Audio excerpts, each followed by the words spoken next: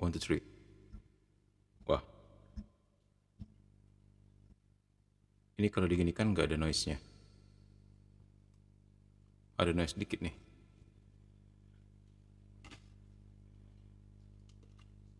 Cek, one, two, three, one, two, three. Ada apa ya? Ada noise dikit.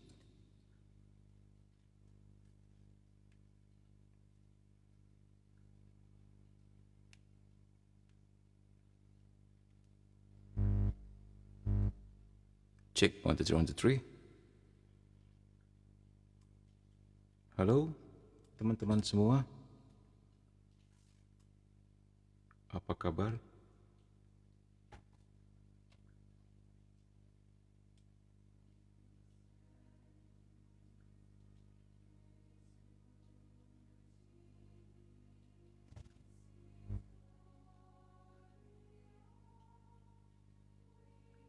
Selamat malam semuanya. Apakah suara Mimin bisa dengar dengan baik dan jelas? Karena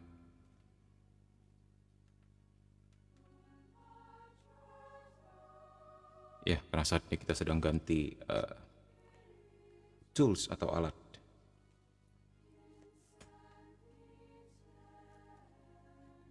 Komen-komen ya, suaranya jelas atau tidak ya?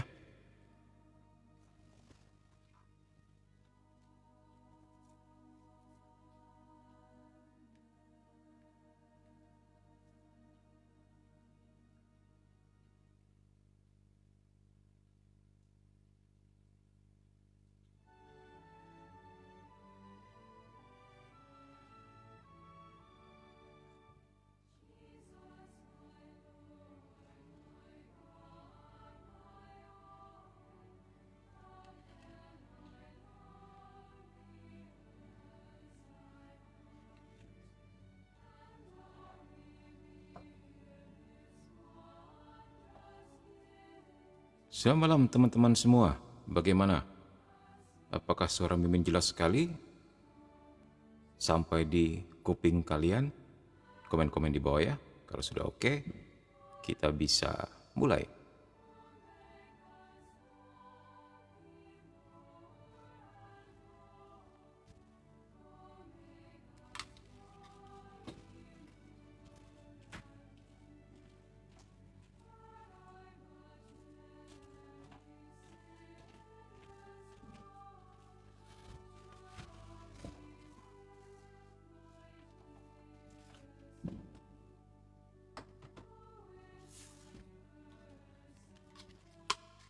Selamat malam, suara yang jelas, puji Tuhan. Iya, tadi ada kendala sehingga kita agak terlambat. Karena ternyata alat yang biasa Mimin gunakan tiba-tiba mengalami grounding. Oke baik, kalau jelas kita langsung mulai dengan doa ya. Dalam nama Bapa dan Putra dan Roh Kudus. Amin. Ya Bapa Surgawi, kami mengucap syukur dan terima kasih atas malam yang berrahmat ini, di mana kami kembali Kau undang untuk setia mendengarkan, menyimak, dan belajar banyak hal dari Katekismus Gereja Katolik, terutama dengan tema malam ini tentang orang mati yang dibangkitkan. Engkau buka mata hati dan pikiran kami agar terbebas dari segala buta tuli firman, kebebalan hati, tegar tengkuk, dan segala hal yang dapat mengganggu, termasuk kuasa-kuasa yang bukan daripadamu Tuhan. Dan saat ini kami serahkan tubuh, jiwa, dan raga kami ke dalam kuasa-Mu, biarlah Engkau sendiri yang akan membuat rencana-Mu terjadi tergenapi dengan sempurna dalam diri kami. Buatlah kami semakin mengenal-Mu melalui Katekismus Gereja Katolik. Dengan demikian, semakin kami mencintai-Mu. Bunda Maria doakan kami, Santo Mikael Malaikat Agung berperanglah bagi kami mengatasi segala gangguan, segala kekacauan yang disebabkan dari segala yang jahat. Para malaikat dan orang kudus, berjaga-jagalah di sekitar kami. Kemuliaan kepada Bapa dan Putra dan Roh Kudus, seperti pada permulaan, sekarang, selalu, dan sepanjang segala abad. Amin. Dalam nama Bapa dan Putra dan Roh Kudus. Amin. Oke teman-teman semuanya, selamat malam juga ya dari manapun kalian berada. Ayo absen dulu nih, dari paroki mana aja ini?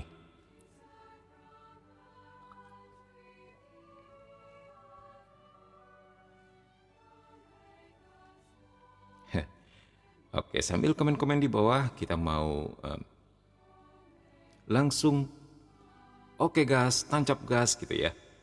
Tentang tema malam ini yaitu tentang kebangkitan badan. Khususnya bagaimana orang-orang mati akan bangkit. Nah, oke, artikel 997. Paroki Kelapa Lima Merauke, Papua. Wah, luar biasa. Ternyata Mimin yang dari Kalimantan Barat, Pontianak bisa menjangkau sampai Papua. Welcome dari Paroki Kelapa Lima Merauke. Semoga betah ya. Oke, teman-teman. 997. Apa artinya bangkit? Nah, ya. Jadi pada saat kematian, di mana jiwa berpisah dari badan, tubuh manusia mengalami kehancuran.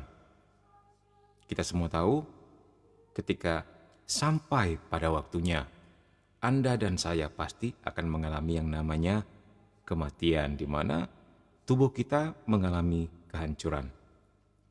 Sedangkan jiwanya melangkah menuju Allah dan menunggu saat di mana ia sekali kelak akan disatukan kembali dengan tubuhnya. Nah, ya, jadi ketika kita meninggal nanti, dikatakan di sini jiwa kita pergi ke surga, tapi badan kita hancur dan ketinggalan. Tapi nanti pada waktunya semuanya akan disatukan lagi. Wah, ini kabar gembira untuk kita semua ya. Nah, bagaimana teman-teman, gembira tidak mendengar pernyataan ini? Bahwa ternyata badan kita nantinya nggak binasa loh, tapi disatukan lagi dengan jiwa kita, dibangkitkan lagi. Nah, tentunya dengan tubuh kemuliaan. Oke, kita akan teruskan supaya kebingungan saat ini bisa menemukan jawabannya ya dalam pembahasan berikutnya.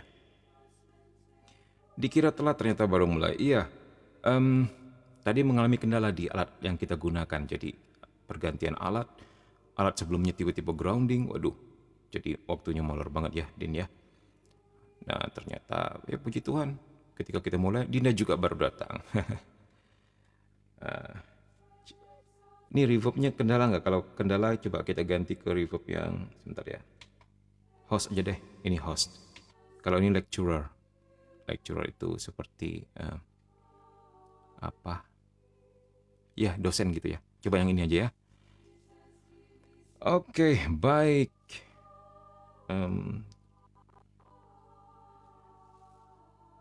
Kita lanjutkan. Dalam kemahakuasaannya, Allah akan menganugerahkan kepada tubuh kita secara definitif kehidupan yang abadi. Waktu Ia menyatukannya lagi dengan jiwa kita berkat kebangkitan Yesus. Nah, jadi ini adalah anugerah Allah, kita mengalami kebangkitan badan. Karena Dia Maha Kuasa. Dan itu definitif ya. Bukan menghalu, kita tidak sedang menghalu, kita tidak sedang di PHP, tapi ini terjadi. Dan sudah terjadi kepada Bunda Maria. Nah, nanti kita akan lihat penjelasannya bagaimana. Dan ini dikatakan dalam kemahakuasaannya Allah akan menganugerahkan kepada tubuh kita secara definitif kehidupan yang abadi. Waktu ia nih Allah menyatukannya lagi dengan jiwa kita berkat kebangkitan Yesus. Nah, kebangkitan Yesus membuat kebangkitan badan kita, pengikutnya, saudaranya, teman-temannya, sahabatnya ini akan mengalami hal yang sama. Jadi anugerah ini mengalir dari kematian dan kebangkitan Kristus. Ya. Oke, baik. Tapi kok di kuping Min kurang nyaman reverbnya ya. Coba kita ganti. Ya, yang host aja deh. Ini aja. Agak ada gema-gemanya dikit gitu ya. Oke, baik. Kalau ada yang mau tanya, langsung tanya saja ya. Poin berikutnya, artikel berikutnya 998. Nah, pertanyaan ini kemudian adalah siapa yang akan dibangkitkan, Min? Ya. Kemarin kita sudah melihat siapa yang akan dibangkitkan, yaitu orang percaya, kemudian dibaptis, dan kemudian menerima tubuh dan darah Kristus. Itu hal yang tidak bisa ditawar-tawar. Ya.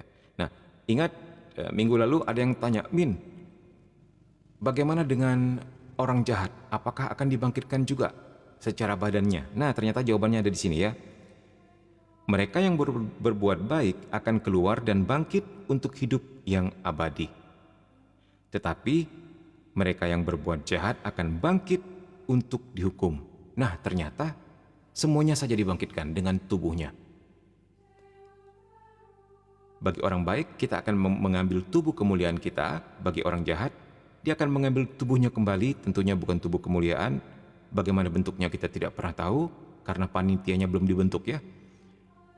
Hal-hal teknisnya belum dijabarkan di dalam briefing, jadi kita memang nggak tahu seperti apa. Nah, tetapi kita akan diberikan kepada bumi dan baru, Yerusalem baru, langit dan baru. Sementara mereka yang telah orang-orang jahat ini yang telah masuk neraka sebelumnya mengambil tubuhnya untuk masuk neraka lagi. Jadi begitu bedanya.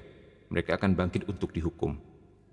Nah, ternyata di sini nampak ya bahwa ketika manusia meninggal, kita mengalami dua pengadilan. Pengadilan pertama adalah pengadilan pribadi.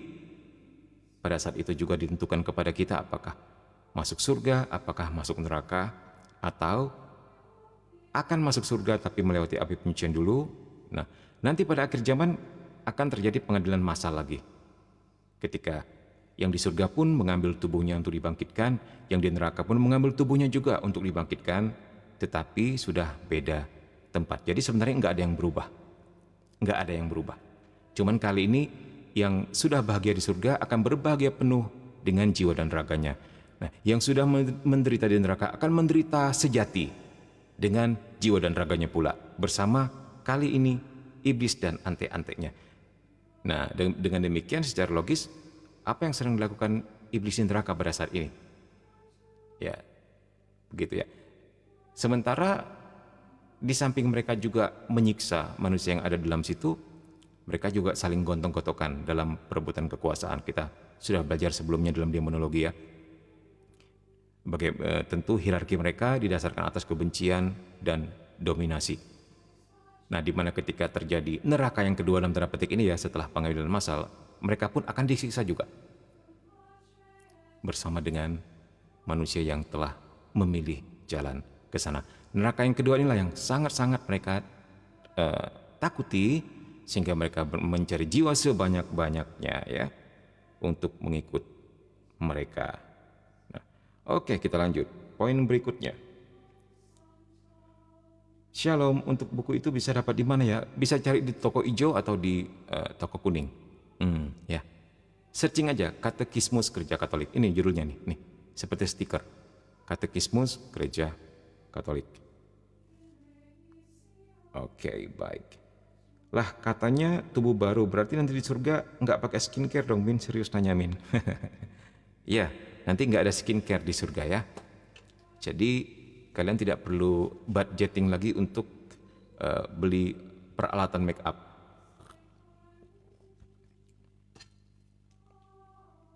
Karena apa? Karena kita sudah sangat sehat sekali di sana.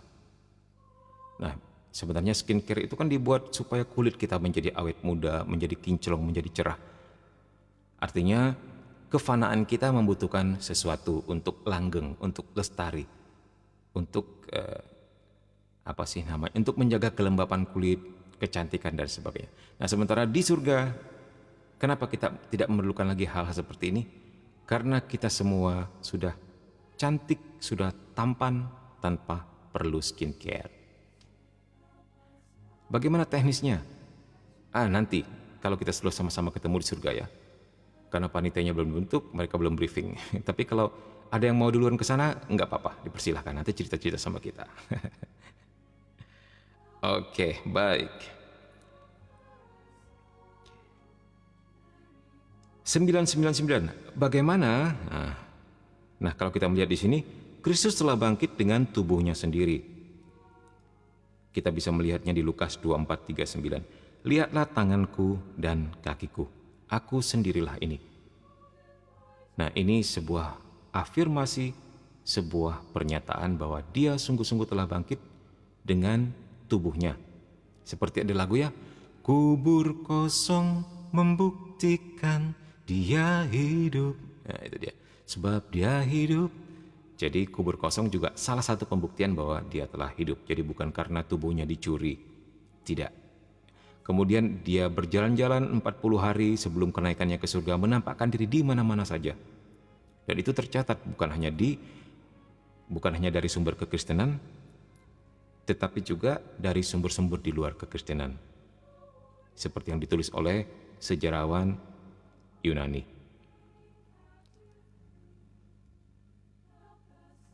Oke. Lihatlah tanganku dan kakiku. Aku sendirilah ini, kata Yesus. Nah, ini untuk membuktikan. Kau lihat tuh ada lubangnya kan di tangan saya, di kaki saya. Begitulah. Kasarnya ngomongnya begitulah. Karena seperti Thomas yang tidak percaya kan. Akhirnya Yesus menunjukkan luka-luka di tangan dan di lambungnya untuk disentuh. Lanjut, tetapi ia tidak kembali lagi kepada kehidupan di dunia ini. Atas cara demikian, semua orang akan bangkit dengan tubuhnya sendiri. Nah, kita pun kelak akan seperti itu, akan bangkit dengan tubuh kita sendiri. Jangan takut nanti tubuhnya tertukar ya, Kisanak ya, jangan takut. Dalam kemahakuasaan dan kemahatahuannya, dia bisa menyelenggarakan segala sesuatunya sempurna adanya. Nah, jadi nanti tubuhnya siapa ya, bisa ketukar sama tubuhnya Dinda misalnya gitu.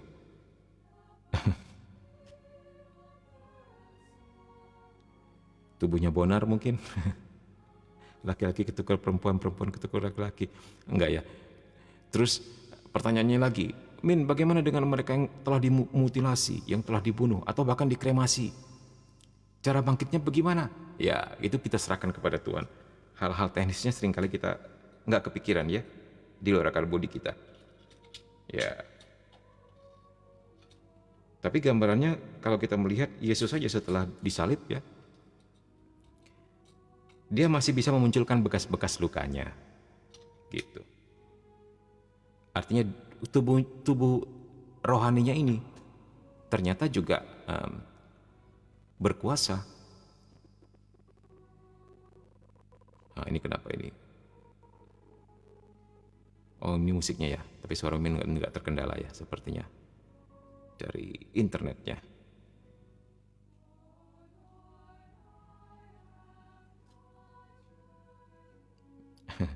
Ya, mereka yang tenggelam di dalam laut gimana Min? Terus atau dikremasi berarti dibentuk kembali ya Min? Iya, pastinya seperti itu ya. Kita nggak begitu tahu detailnya bagaimana, pusing juga kalau dipikirin ya. Tapi ini janji Tuhan.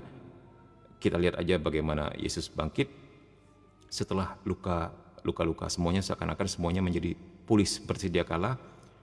Bahkan dia bisa memunculkan lukanya atau bisa menghilangkannya juga. Jadi tubuhnya benar-benar bisa dibentuk seperti itu. Seturut kehendaknya. Min, bagaimana dengan mereka yang mengganti kelamin saat kebangkitan? Nah, ini juga bingung ini. Bagaimana ya?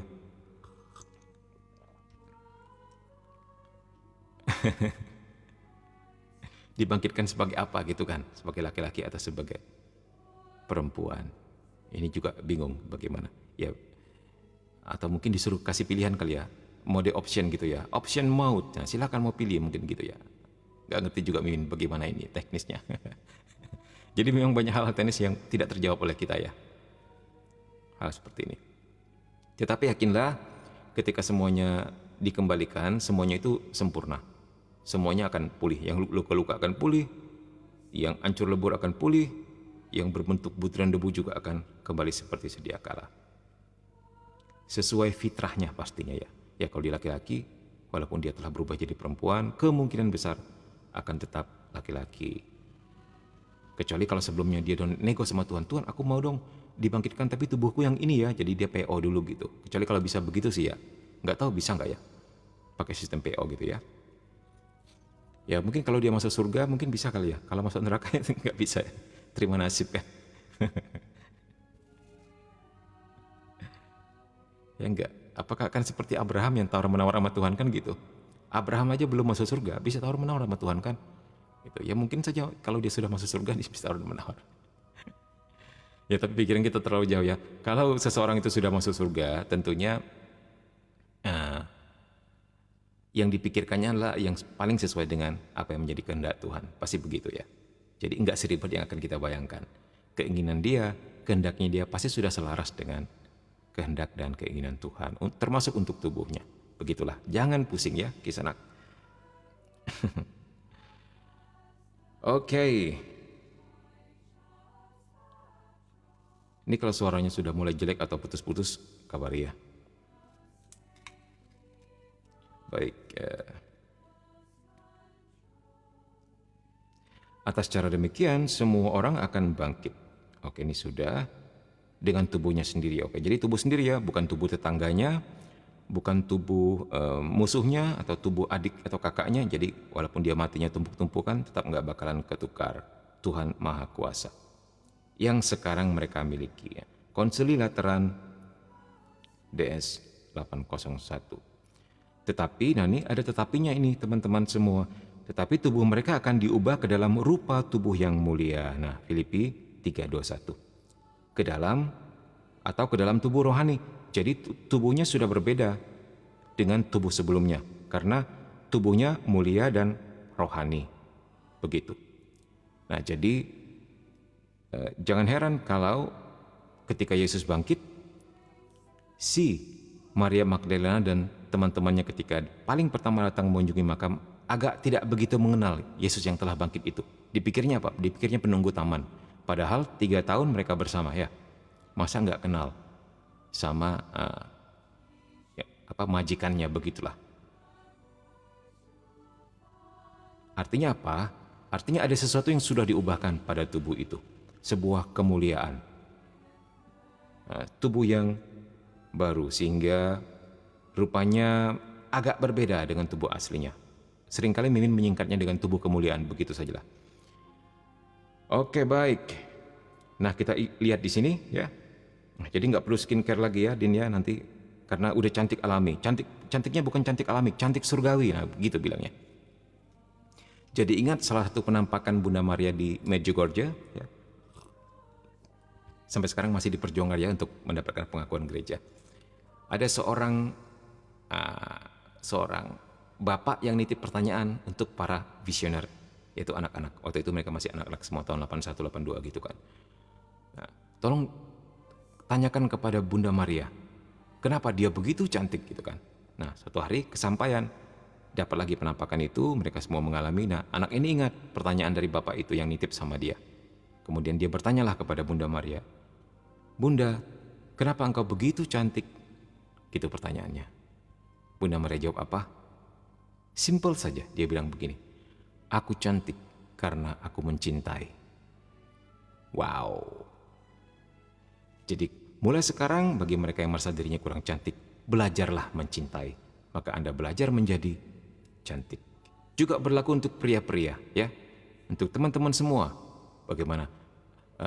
Untuk mereka yang kurang pede dengan penampilannya, belajarlah mencintai. Ya. Supaya nanti kalau kalian suatu hari menjadi orang kudus dan menjadi santo atau santa, suatu ketika ada anak-anak atau orang yang bertanya kepadamu, misalnya kamu menampakkan diri gitu ya, jadi kan dari orang kudus kan jadi perantara doa. Misalnya ada orang di mana, di belahan dunia yang mana berdoa, oh santo atau santa bonar atau santa dinda katanya, bantulah saya, celing, tiba-tiba nampakkan diri. Terus orangnya bertanya, ih kok kamu begitu cantik? Nah kamu bisa jawab, saya cantik karena saya mencintai. Ya kan keren. Dengan demikian, hendak dikatakan di surga semua orang mencintai. Amin.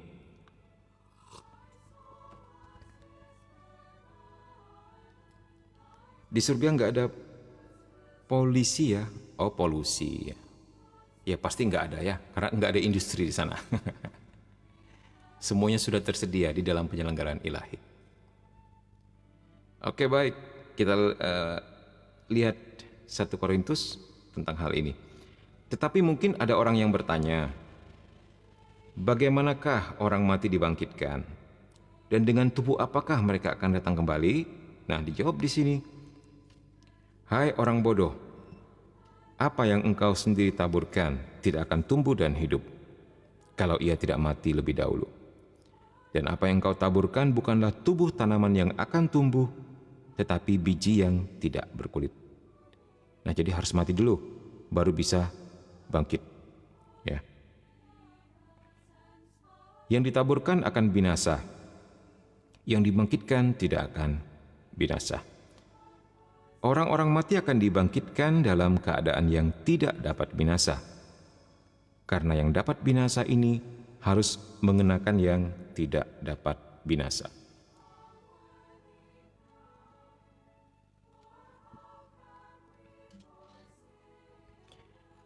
Yang dapat mati ini harus menggunakan yang tidak dapat mati. 1 Korintus 15, 35, dan seterusnya. Bisa lihat di sini ya.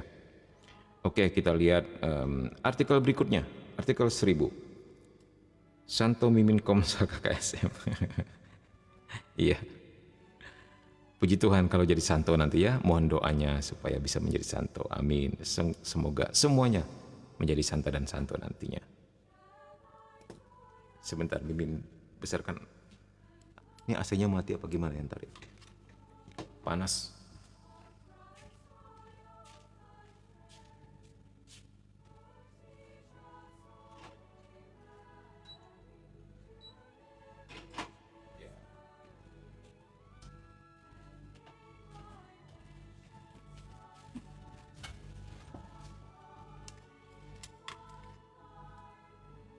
Semoga suara AC-nya nggak terlalu mengganggu ya. Oh, ternyata sepertinya mengganggu nih. Nah, kita kecilin lagi deh.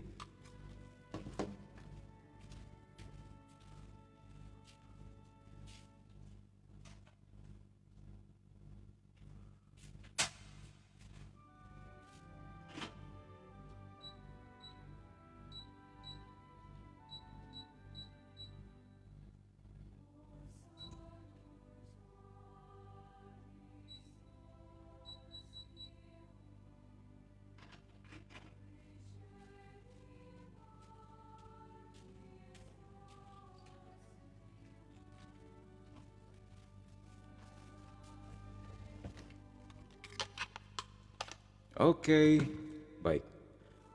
Poin berikutnya, poin 1001. Wah, nggak nyangka ya kita sampai 1001 sekarang.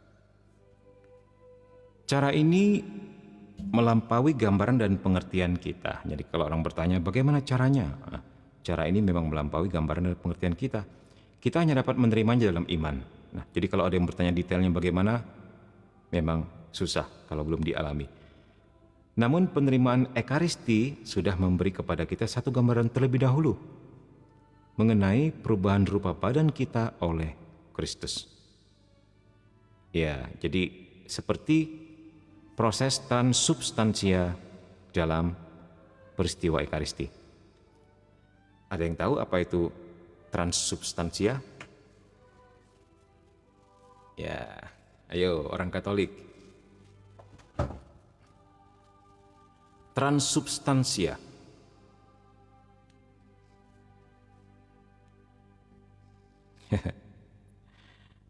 Oke, sambil komen-komen di bawah. Itu terjadi dalam peristiwa Ekaristi, di mana roti yang berasal dari bumi, kalau ia menerima panggilan Allah, bukan lagi roti biasa, melainkan Ekaristi yang terdiri dari dua unsur, unsur duniawi dan unsur surgawi. Begitu ya. Demikian juga tubuh kita. Kalau menerima Ekaristi, tidak lagi takluk kepada kehancuran, tetapi memiliki harapan akan kebangkitan. Santo Irenus. Ya benar, perubahan anggur dan roti jadi tubuh dan darah Kristus. Nah, ini sebuah perubahan rupa. Seperti apa perubahannya?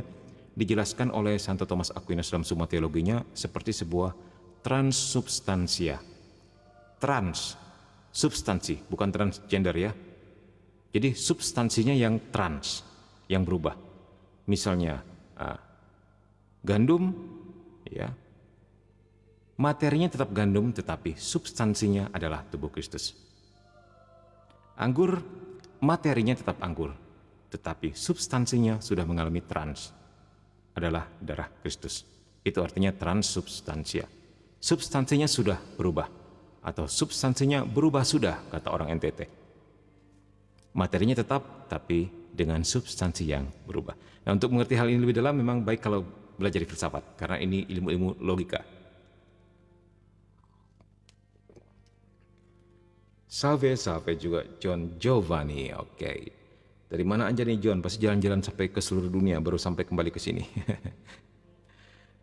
Oke. 1001. Bila mana? Bila mana ini akan terjadi, Min? Kan muncul pertanyaan seperti itu. Bila mana kita mengalami kebangkitan badan, Min? Oke, gitu kan. Secara definitif pada hari kiamat. Ini dia. Kita bisa lihat di Yohanes 6, 39, 40, 45, 54, 11, 24. Pada akhir zaman, Lumen Gentium 48. Kebangkitan orang-orang yang telah meninggal berkaitan dengan kedatangan Kristus kembali. Nah, jadi pada akhir zaman itu, akhir zaman akan terjadi pada saat Kristus datang kembali. Jadi kalau Yesus datang kedua kali, nah akhir zaman sudah itu. Jadi hati-hati mereka yang sering berdoa, ya Tuhan datanglah, Tuhan datanglah. Kata Mongol bilang apa? Kalau dia datang mati semua kita. Ya, secara bercanda ya. Tapi mengertilah maksudnya. Sebab pada waktu tanda diberi, yaitu pada waktu penghulu malaikat berseru dan sangkakala Allah berbunyi, maka Tuhan sendiri akan turun dari surga dan mereka yang mati dalam Kristus akan lebih dahulu bangkit. 1 Tesalonika 4:16. Nah, ini jelas sekali di sini ya. Amin, sesungguhnya tubuh Kristus lagi di kereta, Min, di perjalanan.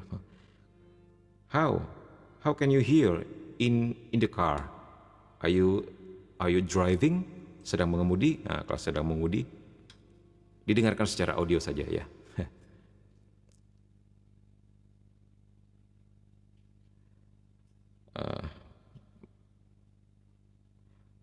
Terus Dinda bertanya lagi, lah tapi Min, para pastor yang statusnya awam itu, ada kuasakah untuk mengubah roti dan anggur itu? Enggak ada. Yang punya kuasa ini hanyalah para imam yang memiliki apa yang namanya disebut sebagai sebuah status apostolik ya, penerus ajaran para rasul. Atau di gereja-gereja yang ketika terjadi skisma atau pisah, mereka tetap juga memiliki apostolik, berpisah sebagai uskup gitu loh ya, seperti gereja apa, ortodok, Anglikan, seperti itu. Nah, itu punya kuasa mengubah atau mengubah transubstansi ini dari gandum menjadi tubuh Kristus, anggur menjadi darah Kristus ya. Mereka memiliki kuasa apostolik. Ya, hanya imamat, betul. Sekali imam, seumur hidup adalah imam. Ini ada lagunya ini.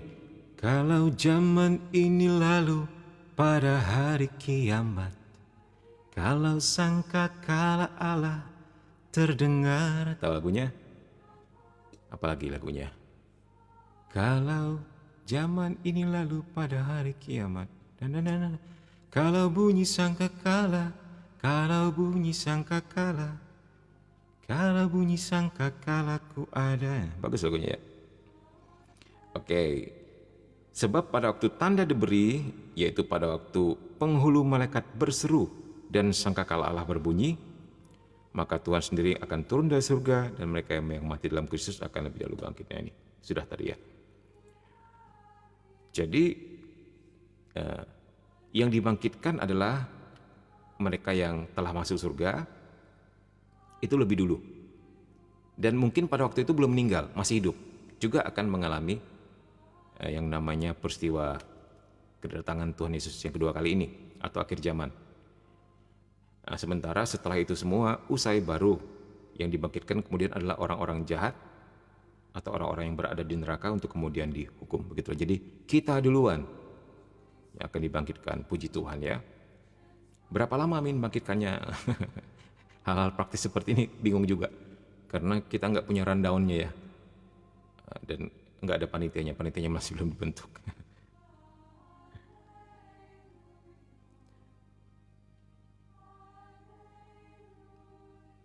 Ya.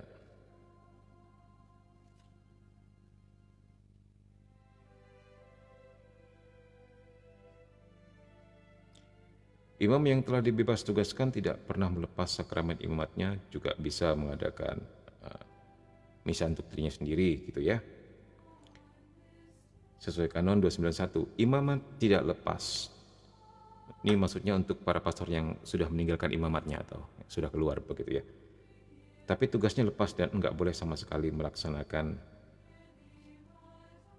misa maksudnya. Dia bisa untuk misa untuk dirinya sendiri tapi enggak bisa untuk umat. Bayi-bayi dan ibu-ibu yang sedang hamil saat kebangkitan bagaimana, Min? Nah, itu juga hal-hal teknis seperti ini kita nggak ngerti ya bagaimana itu.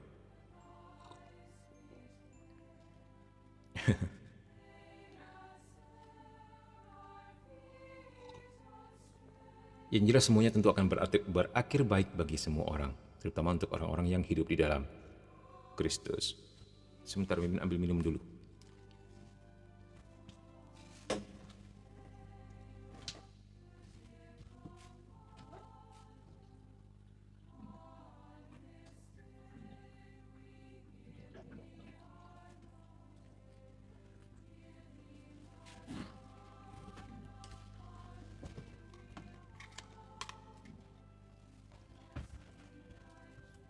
Oke, baik, kita lanjutkan. Bangkit bersama Kristus. Artikel 1002. Ceguan. Kristus akan membangkitkan kita pada hari kiamat. Tetapi di pihak lain, kita telah bangkit bersama Kristus dalam arti tertentu. Ya, nah, jadi ini memandang kita yang saat ini, yang masih sedang berada di bumi, yang belum mengalami hari kiamat.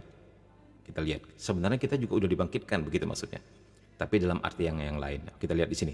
Oleh Roh Kudus, kehidupan Kristen di dunia ini sudah merupakan keikutsertaan pada kematian dan kebangkitan Kristus. Yes, ketika kita dibaptis, ya, kita dibaptis dalam nama Bapa, Putra, dan Roh Kudus, sebenarnya kita juga telah mengalami keikutsertaan pada kematian dan kebangkitan Kristus.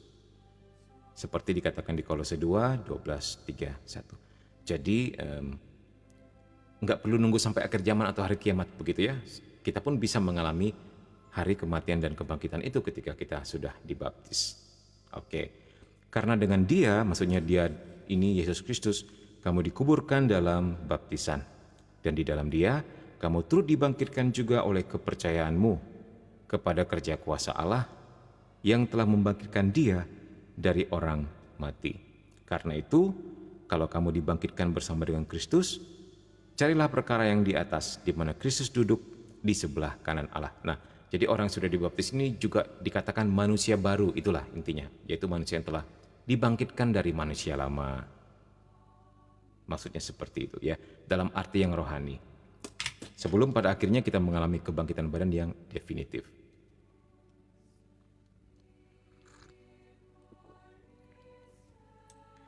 Oke, baik. Poin berikutnya, 1003. Umat beriman telah disatukan dengan Kristus melalui pembaptisan dan karena itu juga telah mengambil bagian dalam kehidupan surgawi. Nah, kita berpartisipasi dalam kehidupan surgawi. Ini sebagai sebuah antisipasi kehidupan yang akan datang. Sebagai orang-orang percaya, ya. Kita ambil bagian dalam kehidupan surgawi Kristus yang telah dibangkitkan. Tetapi kehidupan ini tersembunyi bersama Kristus di dalam Allah. Nah, jadi casingnya masih manusia yang sama, tetapi dalamnya udah berubah jadi manusia baru yang siap dibangkitkan nanti. Intinya begitulah.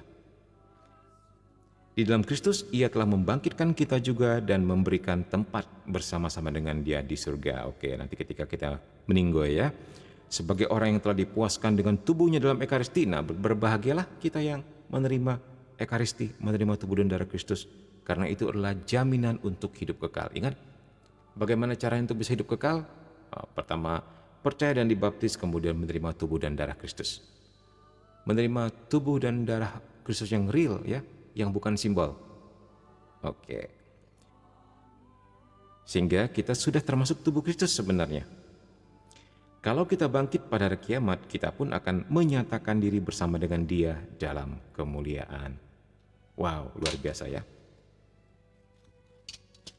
Baik.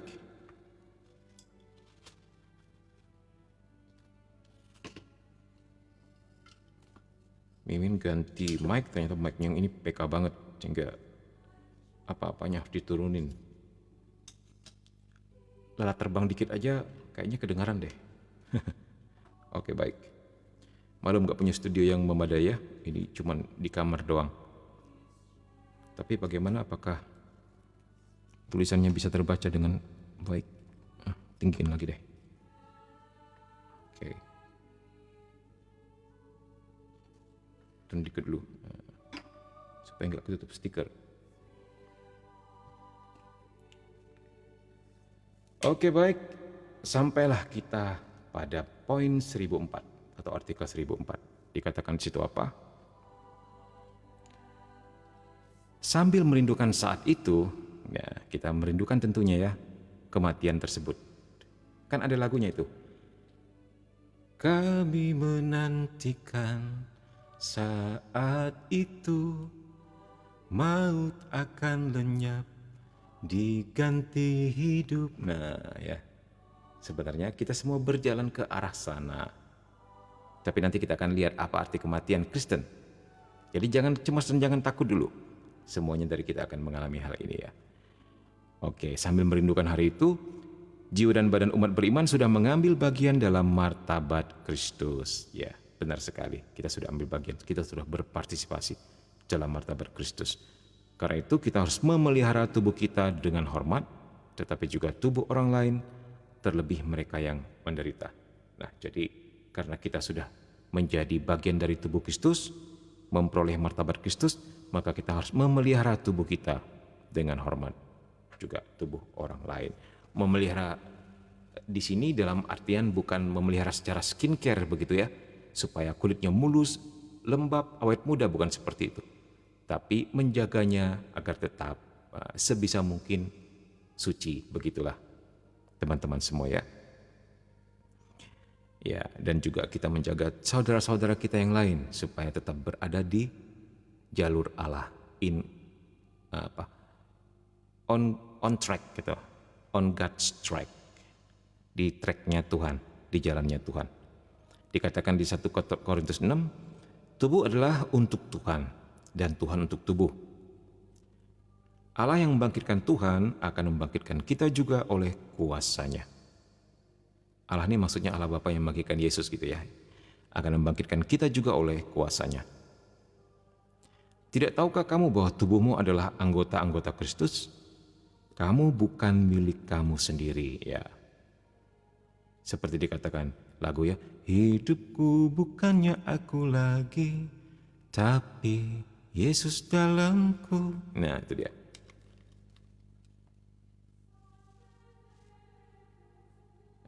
Ya, jadi kamu bukan milik kamu sendiri. Karena itu muliakanlah Allah dengan tubuhmu. Menjaga kesucian hidup.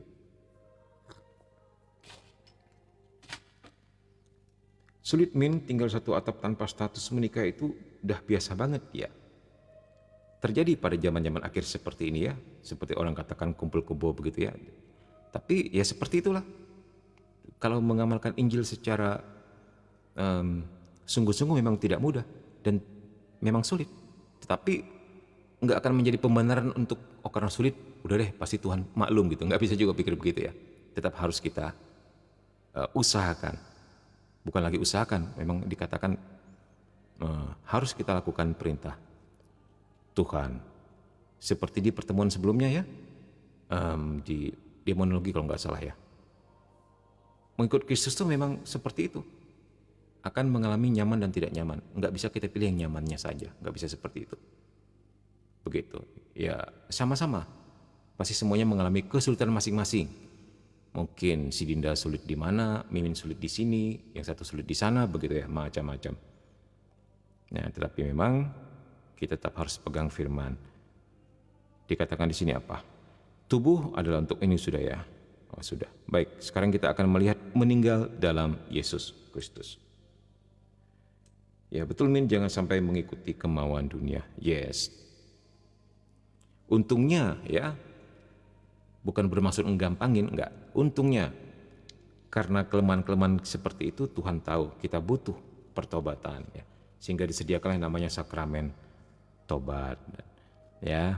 Jadi kalau kita memang terjatuh ke dalam dosa, kita bisa mengaku dosa di situ. Supaya bangkit bersama Kristus, kita harus mati dengan Kristus. Kita harus mati bersama Kristus. Untuk itu perlu beralih dari tubuh ini untuk menetap pada Tuhan. Kita harus mati dulu agar bisa bangkit. Mati dalam arti apa? Mati, dosa-dosanya dimatikan. Baru kita, jadi kita dengan demikian juga mengalami kematian bersama Kristus dalam tanda petik. Seperti yang biasa kita hayati setiap jalan salib ya. Kematian Kristus hendaknya menjadi kematian akan dosa-dosa kita juga. Manusia lama kita biarkan dia mati. Untuk itu baru kita bisa bangkit bersama Kristus. Beralih dari tubuh ini untuk menetap pada Tuhan. Dalam tanda petik kepergian, dalam kepergian ini Filipi 1:2-3. Dalam kematian, nah ini tentang kematian beneran ya. Jiwa dipisahkan dari tubuh. Jiwa akan disatukan kembali dengan tubuhnya pada hari kebangkitan orang-orang yang telah meninggal. Jadi untuk mereka yang telah meninggal dalam Yesus Kristus, inilah yang akan dialami. Ya. Oke, jadi ada dua arti meninggal dalam Yesus Kristus. Pertama, untuk kita yang masih hidup, kita bisa mengatakannya meninggal dari manusia lama untuk bangkit bersama Kristus. Untuk mereka yang benar-benar meninggal, jangan takut. Hanya sementara saja jiwa dipisahkan dari tubuh, kelak akan dibangkitkan. Akan diambil kembali di dalam yang namanya status tubuh kemuliaan. Oke, sekarang kita berbicara tentang kematian. Kematian, nah, artikel 1006. What do you think of death? Apa yang kamu pikirkan tentang kematian? Katekismus menuliskannya dengan sangat indah sekali. Kita akan lihat nanti. Di hadapan mautlah teka-teki kenyataan manusia mencapai puncaknya. Dalam arti tertentu, kematian badani itu sifatnya alami. Tetapi untuk iman itu adalah upah dosa. Nah, jadi dunia akan mengatakan ya manusia setiap dia lahir pasti mati begitu. Sementara kita sendiri orang Kristen tahu kenapa kita mati. Ingat, upah dosa adalah maut. Kita sebenarnya tidak ditentukan untuk kematian. Tapi karena kejatuhan manusia pertama, Adam dan Hawa, ketika kita mengenal dosa, inilah yang terjadi kepada kita ketika kita terbuang dari Taman Eden itu. Kita mengenal yang namanya maut, mengenal yang namanya kematian, dan sebagainya. Padahal kita tidak diciptakan untuk mengalami kematian ya. Roma 6:2-3. Dunia memandangnya, oh itu hal yang wajar. Kita memandangnya secara berbeda. Itu karena adalah akibat dosa asal. Dan untuk mereka yang mati dalam rahmat Kristus, kematian adalah keikutsertaan dalam tanda petik dalam kematian Kristus, supaya dapat juga mengambil bagian dalam kebangkitannya. Nah, ya, jadi kita sudah dapat dua arti. Pertama arti badani atau alami seperti yang diyakini oleh orang-orang dunia. Nah, sekarang kita pun mengenal arti yang baru secara rohani, yaitu keikutsertaan dalam kematian Kristus untuk juga ambil bagian dalam kebangkitannya. Begitu.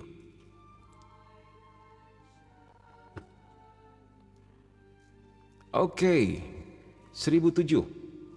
Ya. Kematian adalah akhir kehidupan duniawi. Itu betul sekali. Kehidupan kita berlangsung selama waktu tertentu, ya. Jadi ada temponya, dunia hanya sementara. Ya. Anggap saja seperti Singapura, tempat transit doang. Sebelum kamu pergi kemana gitu. Di dalam peredarannya kita berubah dan menjadi tua. Dan waktu ini akan terus berjalan. Tidak menunggu kita, tidak menunggu kamu, dia akan terus berjalan. Suatu saat kita akan meninggalkan dunia ini, dan saat berikutnya orang telah melupakan kita. Sementara dunia terus berjalan dan terus berlanjut tanpa kita. Nah, Begitulah pengertian dunia ini ya. Bagi mereka kematian akhir dari segala-galanya. Bagi kita pun sebenarnya seperti itu. Nah, nanti kita akan melihatnya juga secara rohani. Kematian kita, seperti pada semua makhluk hidup di dunia ini, adalah berakhirnya kehidupan alami. Yes. Aspek kematian ini memberi kepada kehidupan kita suatu yang mendesak. Apa itu? Keyakinan akan kefanaan dapat mengingatkan kita bahwa untuk menjalankan kehidupan kita hanya tersedia bagi kita suatu jangka waktu tertentu dan terbatas. Itulah. Ya, jadi bahwa hidup hanya sementara kalau kita akan meninggal. Begitu. Ingatlah akan penciptamu pada masa mudamu. Sebelum debu kembali menjadi tanah seperti semula dan nafas kembali kepada Allah yang mengaruniakannya. Pengkhotbah 12:1-7. Itu baik sekali. Poin berikutnya 1008.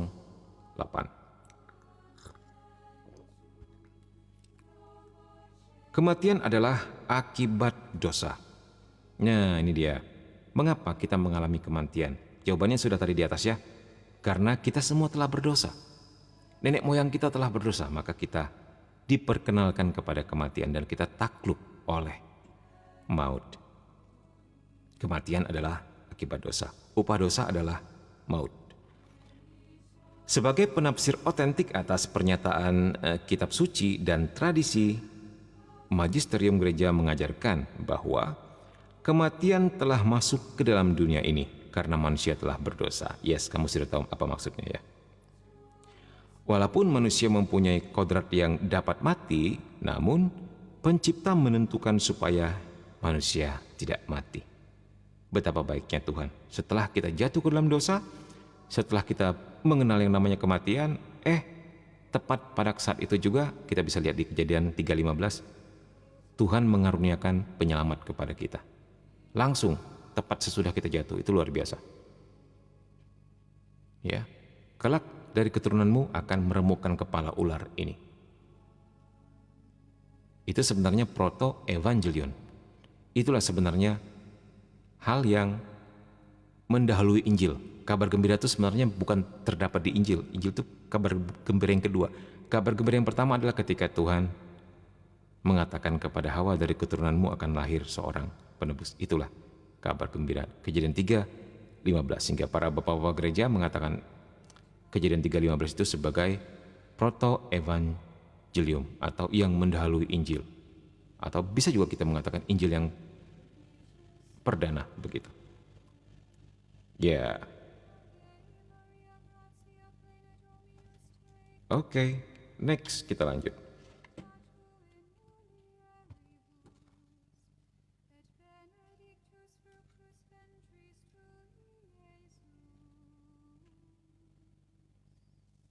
Ini dia. Nah, seperti dikatakan tadi ya, kematian bertentangan dengan keputusan Allah pencipta. Ya, memang itu bukan dirancang seperti itu. Manusia tidak dirancang untuk kematian. Kita dirancang untuk kemuliaan. Dengan kehendak bebas tersebut yang adalah sebenarnya sebuah karunia, pada akhirnya manusia memilih jalan dosa dan mengenal kematian. Padahal bukan itu rancangan Tuhan bagi kita ya. Kematian masuk ke dalam dunia sebagai akibat dosa. Sudah kita sebut tadi. Kematian badan yang dapat dihindari seandainya manusia tidak berdosa. Nah, adalah musuh terakhir manusia yang harus dikalahkan. Nah, sekarang kematian badan tersebut disebut sebagai musuh terakhir manusia yang harus dikalahkan. Jadi sebelumnya ketika kita masih tunduk pada dosa asal ini, dosa turun-temurun ini dari kejatuhan Adam dan Hawa, kita semua kalah oleh maut, dikalahkan kematian. Itu sebuah kepastian. Setelah kita kemudian percaya kepada Yesus, dibaptis dalam nama Bapa, Putra, dan Roh Kudus, ketika kita meninggal, tubuh kita doang yang dikalahkan oleh maut, tetapi jiwa kita dimenangkannya. Inilah artinya kemenangan atas maut. Selama sebelum akhir zaman, selama sebelum kita mengambil badan kita kembali. Ya. Ini bercerita tentang kondisi di mana belum terjadi kebangkitan badan. Ya, kita mengalahkan kematian dalam arti berpartisipasi di dalam kematian dan kebangkitan Kristus. Ini masih bercerita tentang pengadilan yang pertama ya, belum pengadilan yang kedua. Oke, 1009. Kematian telah diubah Kristus. Nah, ini yang menarik. Juga Yesus, Putra Allah, telah mengalami kematian. Nah, Yesus pun mengalami kematian. Padahal seharusnya dia tidak berkewajiban untuk mati. Ini agak aneh nih bahasa nih. Berkewajiban atau berhak untuk mati maksudnya gimana? Karena dia dilahirkan tanpa dosa asal. Karena dia mengambil darah dan daging Bunda Maria yang dilahirkan tanpa noda sejak awal mula. Dan tidak pernah berada di bawah kekuasaan maut. Yang konsekuensinya adalah tadi apa? Mengenal kematian. Kan upah dosa adalah maut. Kan sedangkan Yesus tidak berdosa sama sekali. Kok dia mati juga? Nah, kematian seperti apakah itu? Kan begitu. Kita lihat di sini ya. Juga Yesus Putra Allah telah mengalami kematian yang termasuk bagian dari eksistensi manusia. Jadi kematian yang bertoleransi terhadap manusia. Sebenarnya seperti itu. Ya, walaupun dia tidak berhak, tidak wajib untuk mati karena dia tidak tersentuh dosa asal, tapi dia membiarkan dirinya mengalami seluruh proses eksistensi manusia hingga meninggalnya. Walaupun ia merasa takut akan maut, namun ia menerimanya dalam ketaatan bebas kepada kehendak Bapanya. Ketaatan Yesus telah mengubah kutukan kematian menjadi berkat. Nah, ini dia. Ya, pada akhirnya karena kerendahan hatinya, karena solidaritasnya yang luar biasa, Yesus mengubah kutuk kematian menjadi berkat. Artinya apa? Ketika dia mengalahkan kematian itu dengan kebangkitannya, maka semua orang yang percaya kepadanya akan dibangkitkan ke sana. Amin. Nah, termasuk Anda dan saya ya. Baik. Sampai di sini sepertinya sudah jelas ya.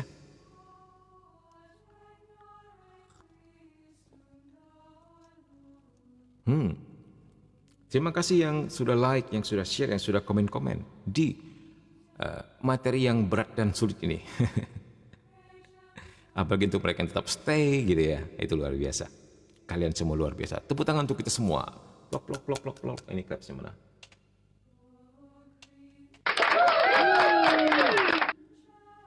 Amin, kita semua akan dibangkitkan. Baik. Nah, sekarang kita mau lihat dengan demikian apa sih arti kematian Kristen?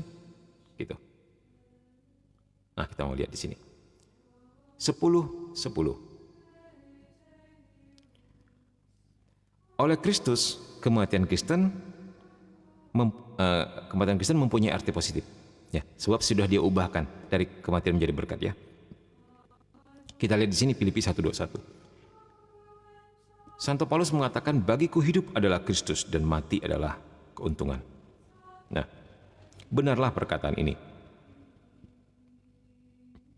Jika kita mati dengan dia, kita pun akan hidup dengan dia. 2 Timotius 2:11. Aspek yang sungguh baru pada kematian Kristen terdapat dalam hal ini. Oleh pembaptisan, warga Kristen secara sakramental sudah mati bersama Kristus, supaya dapat menghidupi satu kehidupan baru. Nah, artinya apa? Artinya kita nggak beneran mati sebenarnya. Ya, tapi sebuah perubahan hidup. Jadi hidup hanya diubah. Begitulah.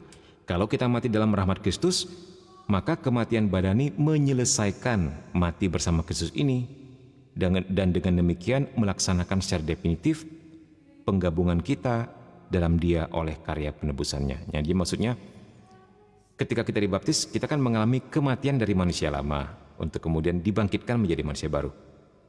Itu terjadi ketika kita dibaptis. Tapi ketika kita mengalami kematian yang sesungguhnya, nah ini merupakan menyelesaikan mati bersama Kristus tersebut, begitu ya. Dan dengan demikian definitiflah bahwa kita bersatu bersama Dia dalam karya penebusannya di surga sambil menunggu kebangkitan badan. Begitu, ya. Nah, kita bisa melihat dari pernyataan Santo Ignatius dari Antioquia, lebih baiklah bagiku untuk mati karena Kristus daripada hidup sebagai raja atas segala ujung bumi. Aku mencari Dia yang wafat untuk kita. Aku menghendaki Dia yang bangkit demi kita. kelahiran aku nantikan. Biarlah aku menerima sinar yang cerah. Setelah tiba di sana, aku akan menjadi manusia. Nah, jadi bagi Santo Ignatius ini, waktu kita masih di bumi, kita belum manusia yang sesungguhnya. Tapi ketika kita sudah dalam tanda petik kembali ke surga, kita akan menjadi manusia yang sesungguhnya, yang sesuai fitrahnya, yang diciptakan tidak mengenal kematian. Begitu maksudnya. Karena memang manusia diciptakan sebenarnya tidak didesain untuk kematian. Nah, Santo Ignatius mengingatkan kita akan hal ini, bahwa kematian itu sebenarnya hanyalah kita kembali kepada fitrah kita sebagai makhluk Allah. Ya, begitulah. Oke, 10, 11. Nggak ada yang tanya lagi nih? Sepi-sepi saja? Pasti sudah mengerti semua ya?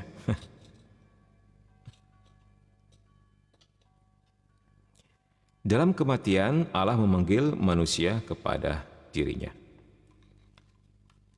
Ya. Karena itu seperti Paulus, warga Kristen dapat merindukan kematian. Aku ingin pergi dan diam bersama-sama dengan Kristus. Filipi 1, 2, 3. Nah, jadi bagi orang-orang kudus, kematian adalah sebuah kerinduan. Sebuah gemes gitu, ingin melihat wajah Tuhan, ingin bertemu, bersemuka dengan Dia. Bertemu muka dengan muka. Tenggelam di dalam hadirat Tuhan selama-lamanya. Setiap saat, setiap waktu. Nah, bagi orang kudus, mereka sangat merindukan itu.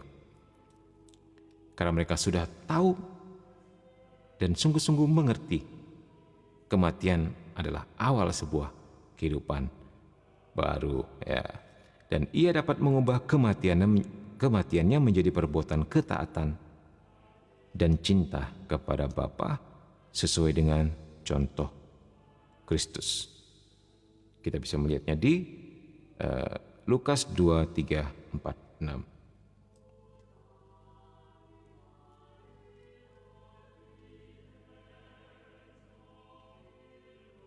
Nah, terus dari Dinda, kita yang percayakan kebangkitan Kristus, enggak ada pertanyaan lagi, tapi bagi mereka yang enggak percaya, minta bukti kebangkitan Kristus. Ya, ini bukan sesuatu yang baru ya. Bahkan Yesus yang telah bangkit dan jelas-jelas tercatat di dalam Injil, dia 40 hari menampakkan diri kepada banyak orang ya. Kamu bayangkan itu. Itu sebenarnya sebuah kesaksian yang tidak bisa dianggaplah misalnya enggak percaya dengan kebangkitan tersebut. Anggaplah misalnya tubuh Yesus akan dicuri orang gitu kan. Itu alasan doang dia dikatakan bangkitnya. Tapi 40 hari dia berjalan-jalan ketemu banyak sekali orang, itu tercatat di mana-mana. Tercatat dalam Alkitab juga tulisan daripada orang di luar kekristenan. Kebangkitan Kristus adalah jaminan bagi kita. Kita pun akan seperti itu.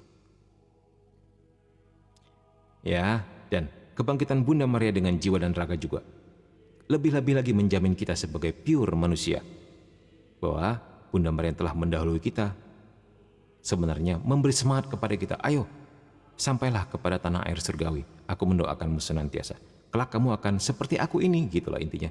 Bunda Maria mau ngomong seperti itu.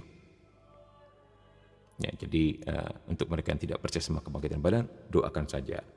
Sebenarnya bukan didoakan supaya percaya kepada kebangkitan badan, doakan supaya percaya kepada Yesus dan dibaptis.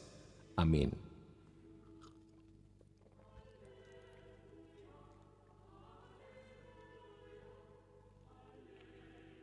Oke. Oke, kita melihat di sini kurang naik ya. Kerinduan duniawiku sudah disalibkan. Di dalam aku ada air hidup yang berbicara. Kenapa TikToknya ini?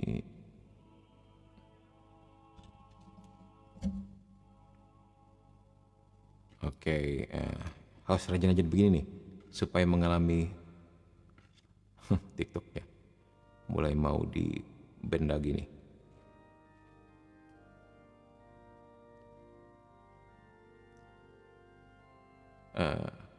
Sebentar, kita baca ini dulu ya. Kerinduan duniawiku sudah disalibkan. Di dalam aku ada air yang hidup dan berbicara. Ini maksudnya Roh Kudus yang berbisik dan berkata kepada aku, mari menuju rumah Bapa. Aku hendak melihat Allah. Ini Ignatius dari Antioquia tadi ya. Nah sekarang dari Teresia dari kanak-kanak Yesus. Nah ini santa favorit kita. Aku hendak melihat Allah, dan untuk melihat Dia orang harus mati. Nah, para santo-santa ini sangat merindukan kematian. Aku tidak mati, aku masuk ke dalam kehidupan. Santa Teresia dari kanak-kanak Yesus lagi. Jadi memang tulisan Santa Teresia dari kanak-kanak Yesus ini memberi warna pada katekisme Gereja Katolik, sehingga kita mengenal Allah Bapa sebagai Bapa dengan cara berpikir yang lebih tajam. Dia mengasihi kita sebagai anaknya, apa adanya. Oke, jadi silakan mendalami tulisan-tulisan Santa Teresia dari kanak-kanak Yesus, itu luar biasa.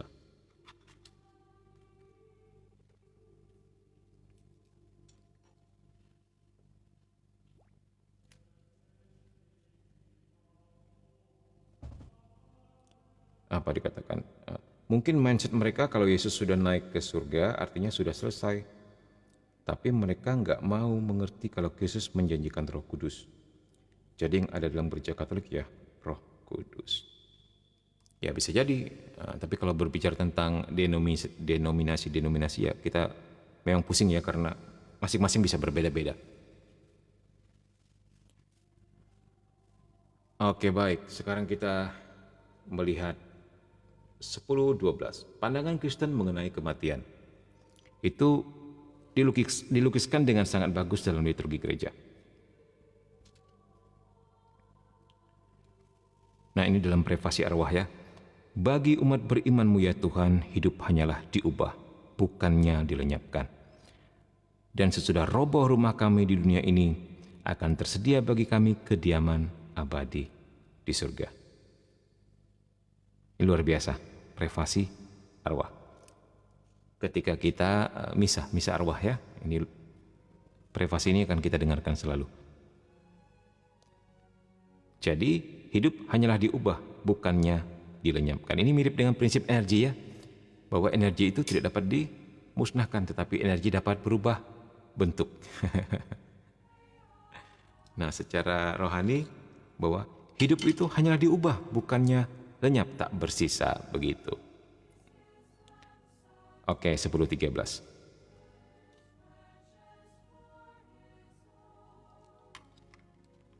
Siapa di antara kita yang sangat merindukan kematian seperti para santo-santa? Tunjuk tangan. Atau siapa yang mau pergi duluan? Dipersilakan.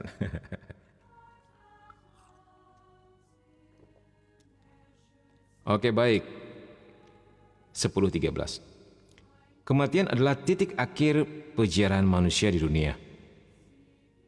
Titik akhir dari masa rahmat dan belas kasihan yang Allah berikan kepadanya supaya melewati kehidupan dunia ini sesuai dengan rencana Allah, dan dengan demikian menentukan nasibnya yang terakhir. Jadi selama hidup di dunia ini, inilah kesempatan bagi kita untuk apakah melayani Tuhan atau menolak Tuhan, untuk mengikut Dia ataukah menolak Dia. Jadi hanya bisa terjadi pilihan tersebut terbuka ketika kita masih hidup. Ketika kita sudah meninggal nanti tidak ada pilihan lagi kisah.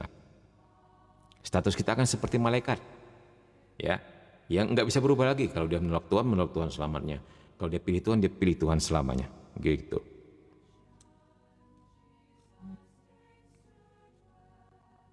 Nah, dikatakan di sini apa? Apabila jalan hidup duniawi kita yang satu-satunya sudah berakhir, kita tidak kembali lagi untuk hidup beberapa kali lagi di dunia. Manusia ditetapkan untuk mati hanya satu kali saja, dan sesudah itu dihakimi. Sesudah kematian tidak ada reinkarnasi. Ya.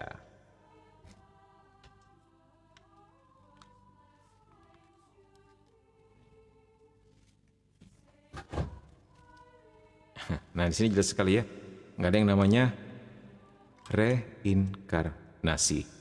Jadi kalau ada orang Katolik yang mungkin terkontaminasi ajaran-ajaran atau teologi-teologi lain tentang ada reinkarnasi, manusia bisa datang lagi ke bumi, kalau dia baik berubah menjadi apa, kalau dia buruk berubah menjadi hewan apa gitu, nggak ada. Ya, dikatakan di sini manusia ditetapkan untuk matinya satu kali saja dan setelah itu dihakimi. Sesudah itu tidak ada reinkarnasi. Oke, baik. Poin berikutnya. Oke, kita lihat apa tulisan kalian di sini. Tapi kenapa kesel sama orang yang berharap orang tersebut meninggoy? Gini-gini setelah orang tersebut masuk surga, maksudnya gimana? Drama Korea New Born Again si pemeran utama Kristen, tapi isi alur ceritanya reinkarnasi. Yang namanya film ya. Begitulah. Ini juga menarik. Seingat Mimin, ini pernah Mimin katakan juga di live kita ya, tentang suatu hari ada seorang anak yang pada waktu penampakan itu bertanya kepada Bunda Maria. Bertanya apa gitu, tapi Bunda Maria jawabnya begini, ini masih di Medjugorje. Tidak ada yang namanya reinkarnasi. Manusia itu unik, tiada duanya. Jadi nggak bisa kembali untuk hidup lagi menjadi manusia yang lain. Intinya begitulah Bunda Maria menjawab. Jadi kita sudah punya jawaban dari surga, sehingga kita nggak perlu mencari-cari jawaban yang lain lagi ya. Ada beberapa juga yang DM Mimin secara langsung. Dia mengatakan dia percaya reinkarnasi karena begini, karena begitu. Nah, begitu menjelaskan, itu bukan ajaran gereja Katolik. Puji Tuhan dia mau mendengarkan ya. 10:14. Gereja mengajak kita supaya kita mempersiapkan diri menghadapi saat kematian. Jadi ini harus selalu siap sedia. Seperti lagu. Sudahkah kita siap sedia menghadapi datangnya Yesus kelak kembali untuk mengangkat kita semua yang sungguh-sungguh berharap padanya. Tahu lagunya?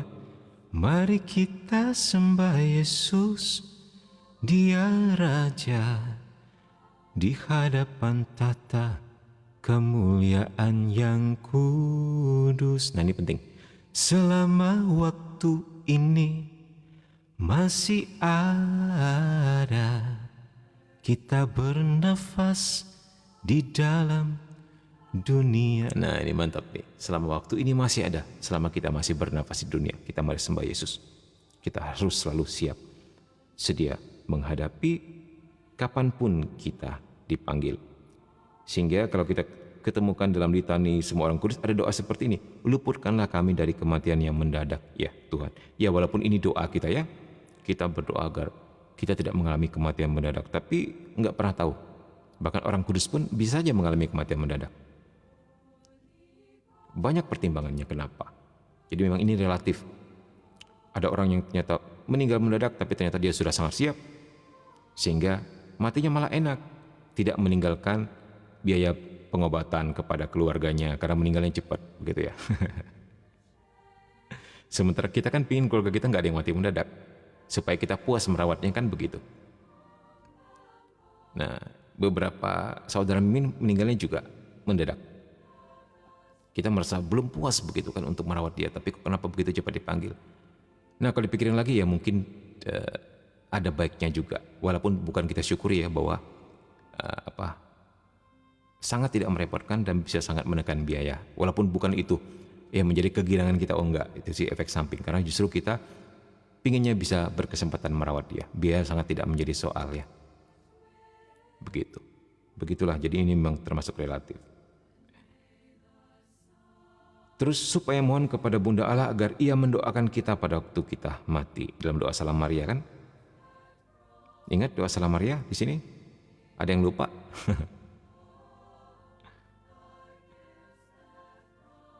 Doakanlah kami yang berdosa ini sekarang dan waktu kami mati. Amin. Jadi kita patut berbahagia. Ada orang yang senantiasa stay, yang senantiasa backup kita ketika kita masih hidup maupun sudah meninggal. Gila nggak tuh? Dialah Bunda Maria yang karena doa kita Doakanlah kami yang berdosa ini sekarang dan waktu kami mati, maka Dia akan mendoakan kita terus menjadi pembela kita di hadapan putranya, di hadapan keadilan putranya. Itu luar biasa. Sehingga banyak sekali beberapa kesaksian mereka yang dikasih Tuhan kesempatan untuk melihat api penyucian. Terutama yang sangat terkenal itu Maria Simaya, dikatakan bahwa pada hari-hari tertentu atau hari raya tertentu gereja, apakah hari raya Natal atau hari raya Semua Orang Kudus atau hari raya apalah gitu, Bunda Maria sering mengunjungi api penyucian dan mengangkat jiwa-jiwa tersebut. Luar biasa ya. Dan paling sering di waktu Natal katanya. Lebih daripada pada waktu hari raya Semua Orang Kudus atau hari arwah sedunia. Padahal kita pikirkan hari arwah sedunia kan pasti lebih banyak doanya gitu kan, seluruh orang Katolik berdoa, misa dan sebagainya. Kita pikir banyaklah jiwa yang akan terbebas. Begitu. Nah ternyata dalam penampakan di salah satu penampakan Bunda Maria mengatakan lebih banyak lagi pada waktu Natal. Sehingga karena itu banyak juga teman-teman Mimin yang tanggal 26 atau masih di masa Natal mengadakan misa arwah untuk keluarga yang telah meninggal, dengan harapan di masa sukacita tersebut banyak indulgensi dari Tuhan untuk jiwa-jiwa yang masih ada di api penyucian. Ya semoga ya kita semua juga, semua keluarga kita yang kita intensikan di dalam misa arwah pada masa Natal itu pergi ke surga dengan secepatnya. Amin.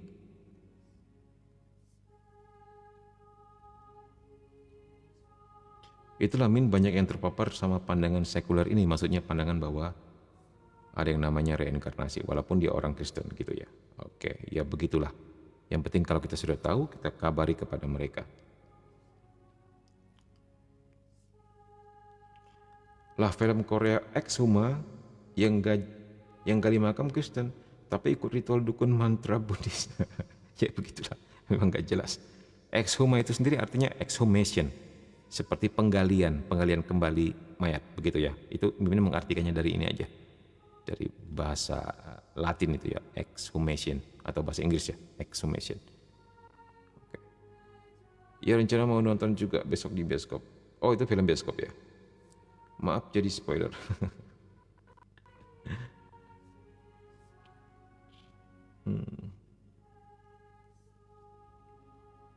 Oke, Mimin, maaf kalau Mimin gerak-gerakan ini ya, takut ketangkap oleh TikTok, dipikir kita nggak kerja, nggak beraktivitas, sehingga di ban. Ini mau begini-begini deh.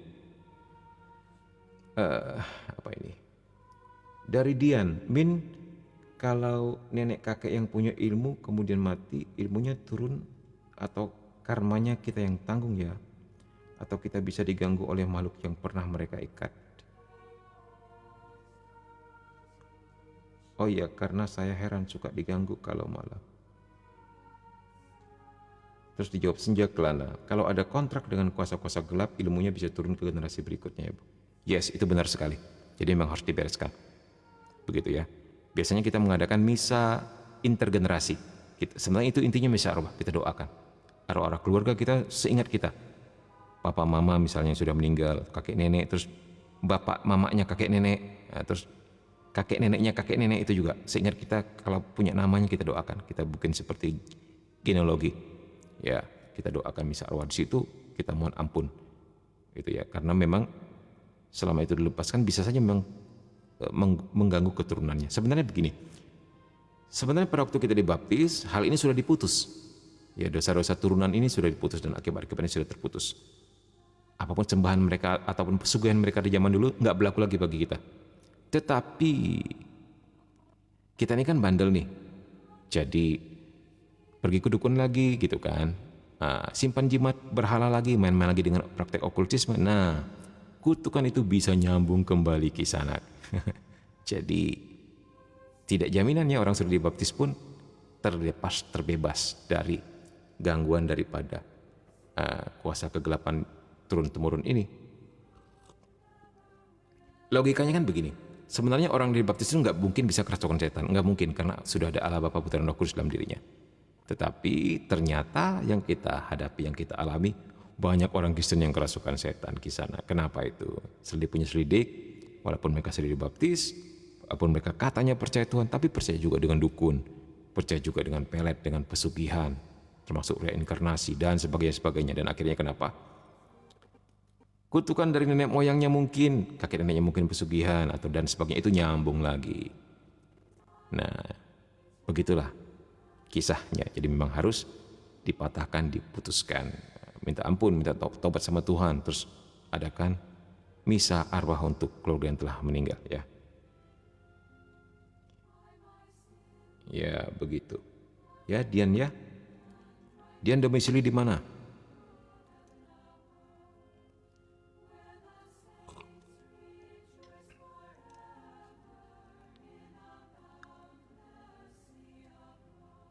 Ya, dikatakan senja kelana, coba konsul ke Romo atau pastor. Ya.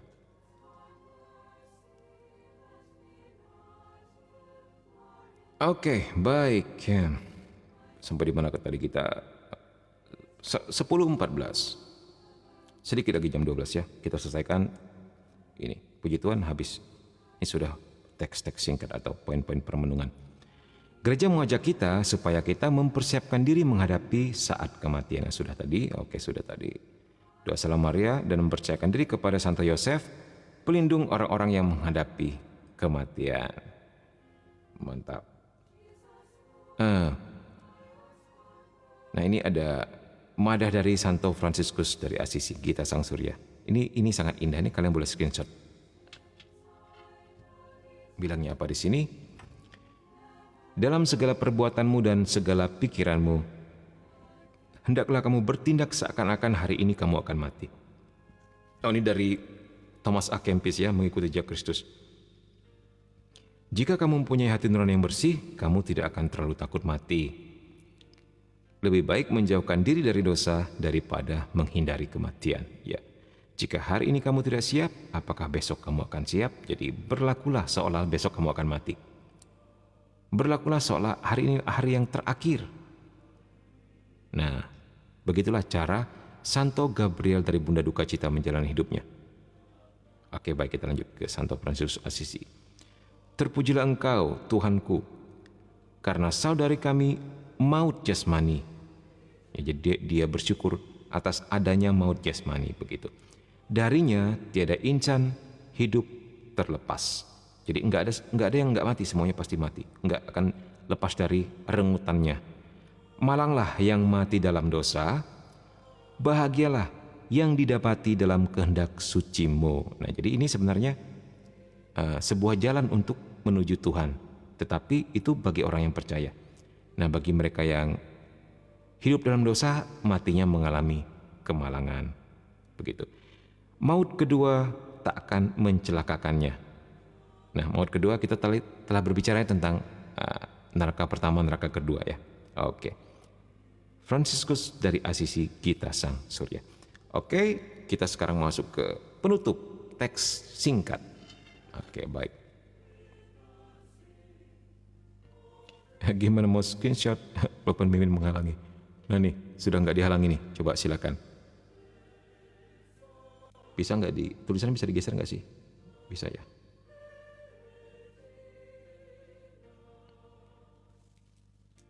Oke, baik. 10.15. Caro salutis es cardo, artinya daging adalah poros keselamatan. Tertullianus.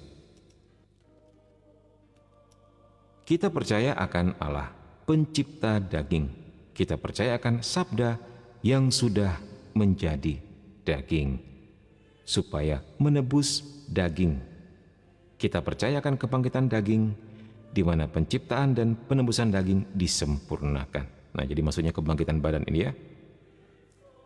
Akan terjadi kenapa? Karena ketika Yesus menjadi manusia, ketika dia mati, maka dia mematikan dosa-dosa kematian kita, tetapi begitu dia bangkit, dia membangkitkan juga kefanaan kemanusiaan kita, dalam arti kedagingan kita ini. Jadi daging kita diangkat pada level tertentu di dalam hidup rohani, sehingga daging kita pun boleh masuk surga, maksudnya begitu. Karena sudah ditebus oleh Dia dan berhak untuk naik ke surga juga dengan jiwanya. Intinya begitulah. Dikatakan bahwa daging adalah poros keselamatan ya. Karena penebusan daging yang dilakukan oleh Tuhan Yesus. Oke. Berikutnya, mana tadi jepit Mimin ini?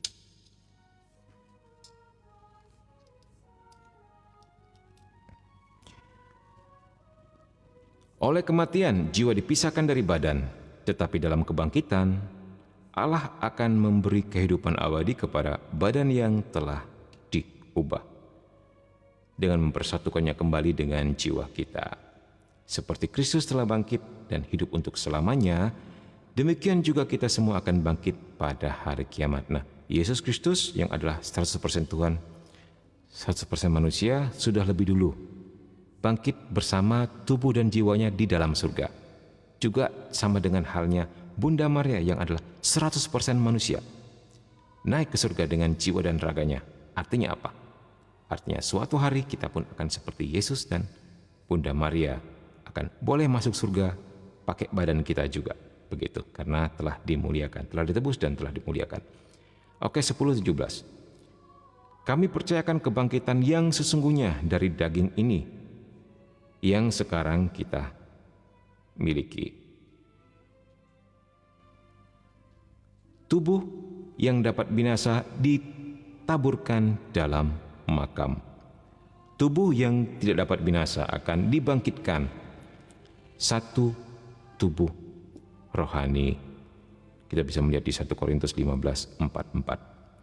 Oke, 10:18. Ya.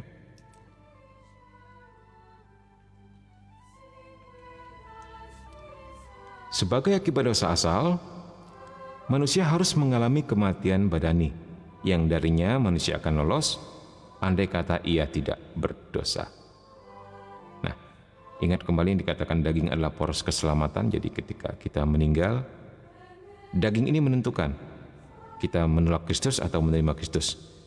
Yang menerima Kristus, kita akan lolos.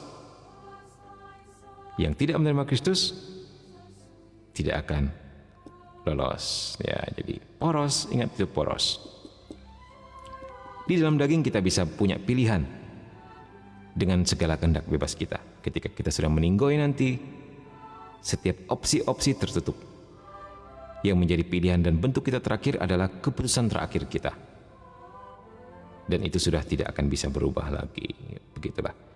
Oke, poin terakhir 10:19.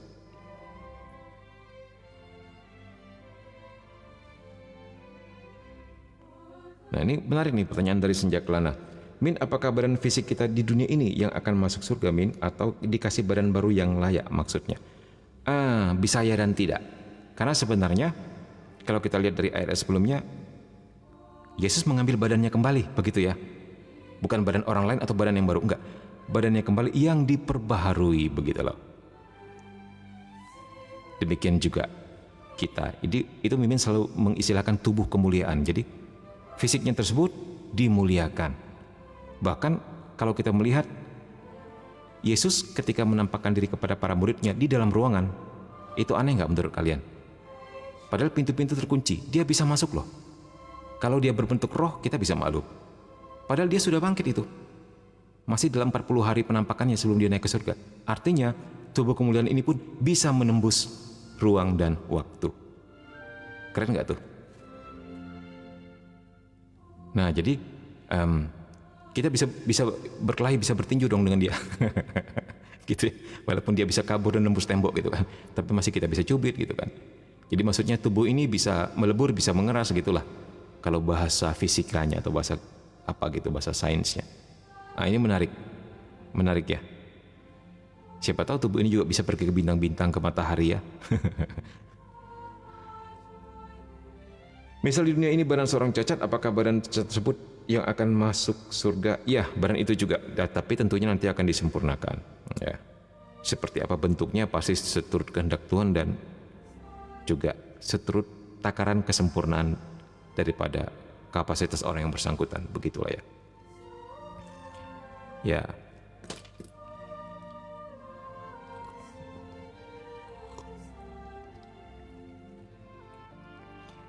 Oke, yang sudah hancur lebur saja, ya, yang sudah hancur lebur saja, ataupun yang sudah dikeramasi, bisa Tuhan pulihkan lagi, bisa Tuhan bangkitkan lagi. Apalagi yang cuma sekedar cacat.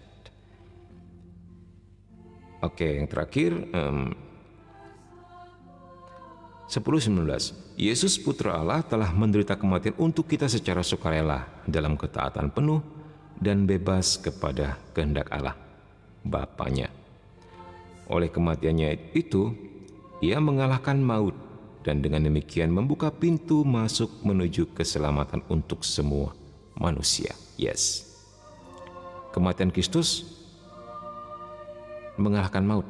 Artinya apa? Artinya ketika dia mati, dia turun ke tempat penantian, dia mewartakan Injil kepada roh-roh di dalam tanda petik penjara. Ini maksudnya tempat penantian ya.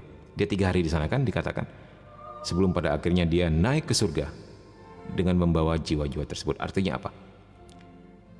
Dia mengumpulkan. Ingat, aku percayakan dikatakan yang menderita sengsara dalam pemerintahan Pontius Pilatus disalibkan, wafat dan dimakamkan, yang turun ke tempat penantian. Pada hari ketiga bangkit dari antara orang mati. Dia turun ke tempat penantian untuk apa? Untuk mengumpulkan roh-roh, jiwa-jiwa, orang-orang baik sejaman dengan Adam dan Hawa hingga saat itu. Karena nggak ada yang bisa masuk surga, ya nggak ada yang bisa masuk surga sebelum pintu surga dibukakan oleh Yesus akibat dosa asal. Jadi mereka merengkuh saja di tempat tertentu, di kondisi tertentu.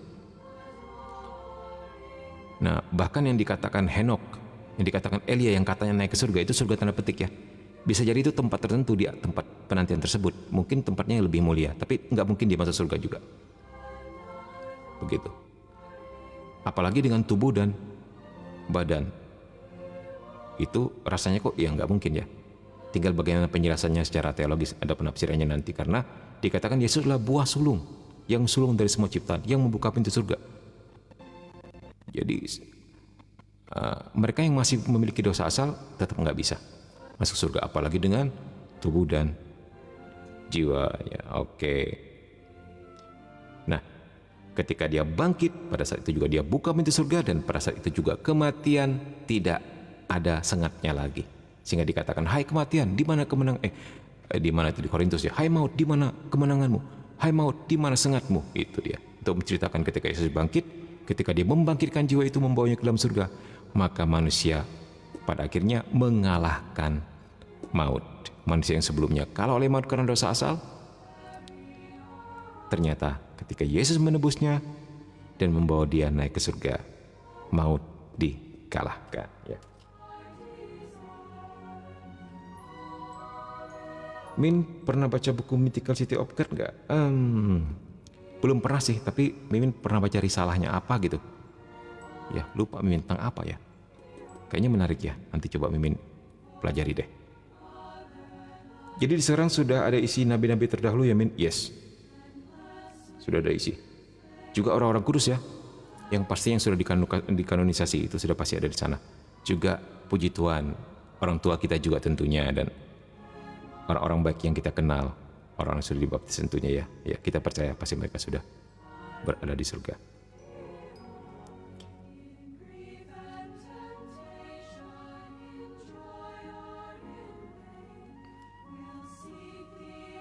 Maksudnya nabi-nabi terdahulu nggak perlu nunggu hari penghakiman dulu untuk masuk surga? Enggak. Seperti yang Mimin katakan sebelumnya, ketika kita meninggal, kita mengalami 2 pengadilan. Pengadilan pertama itu saat itu juga. Saat itu juga kita akan mengalami apakah masuk, ini namanya pengadilan pribadi. Apakah masuk neraka atau masuk surga, atau diproses dulu dia penyucian untuk pada akhirnya masuk surga. Pada saat itu juga. Nah, sambil menunggu nanti pada akhir zaman akan mengalami pengadilan massal di akhir zaman, di mana semua badan dibangkitkan untuk kita orang percaya yang sudah masuk surga maupun yang masih ada di dunia yang ternyata percaya kepada Yesus dan dibaptis dan sudah mengenal yang namanya menerima tubuh dan darah Kristus dan sebagainya, itu akan lebih dulu mendapatkan tubuh kemuliaan tersebut, akan dibangkitkan dan memasuki langit baru, bumi baru, Yerusalem baru. Untuk kemudian orang-orang yang terhukum dibangkitkan juga dengan badan-badannya untuk kemudian dihukum. Nah, ini pengadilan masalah, pengadilan akhir zaman. Setiap kita akan memiliki 2 pengadilan ini. Jadi nabi-nabi yang terdahulu pada akhirnya masuk surga juga ketika Yesus buka pintu surga. Nah, dan mereka tetap berada di sana sambil menunggu pengadilan akhir nanti. Begitulah ajaran gereja Katolik ya. Ya benar, dikatakan John Giovanni ya. Katolik mengenal istilah penghakiman pribadi dan penghakiman akhir. Min mau tanya makna kalimat Tuhan Yesus pasti salib. Allahku, kenapa engkau meninggalkan aku? Ya, bagaimana menurut kalian? Ada beberapa penafsiran tentang ini. Tapi sebenarnya Yesus hanya mengulangi Mazmur kok. Mazmur di Perjanjian Lama, nanti dicek ya. Agar tergenapi semuanya. Penafsiran orang bisa macam-macam, banyak lah. Ada yang mengatakan Yesus ketakutan, ada yang mengatakan Yesus tidak beriman dan sebagainya. Tapi sebenarnya nanti kamu cek ya, PR ya untuk kalian semua. Kenapa Yesus mengatakan kata-kata ini? Allahku, ya Allahku, mengapa engkau meninggalkan aku? Sebenarnya Yesus karena dia harus menggenapi semuanya, dia mengulangi juga Mazmur itu supaya tergenapi. Nanti dicek Mazmur apa.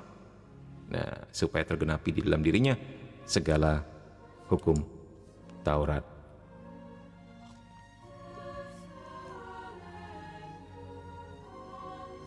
Mazmur 22, yes.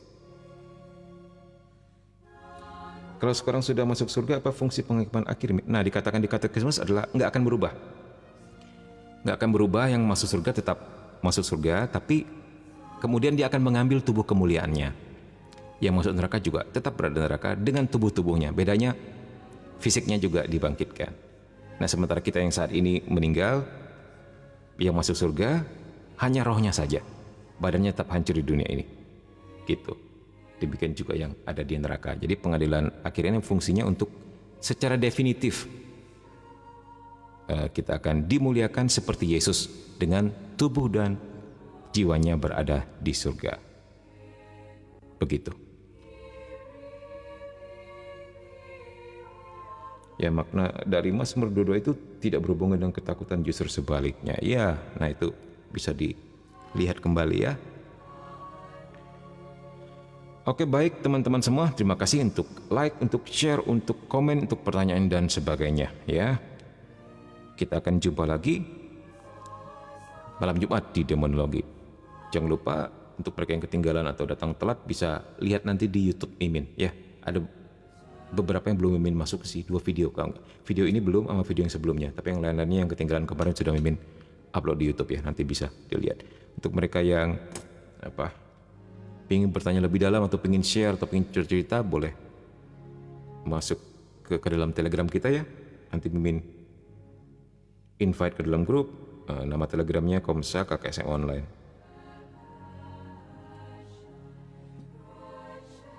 Oke.